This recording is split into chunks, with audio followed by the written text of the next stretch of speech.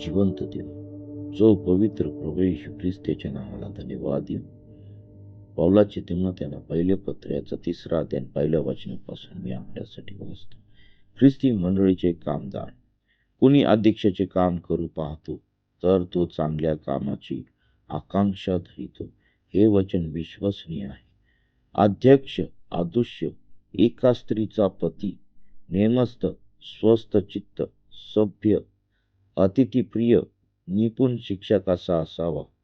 तो मद्यपी व मारका नसावा, तर सौम्य, भांडण न करणारा, द्रव्य लोभ न धरणारा, आपल्या घरची व्यवस्था चांगली ठेवणारा, आपल्या मुलाबाळांना भेड मर्यादेचे वळण लावून त्यांना स्वाधीन ठेवणारा असा असावा.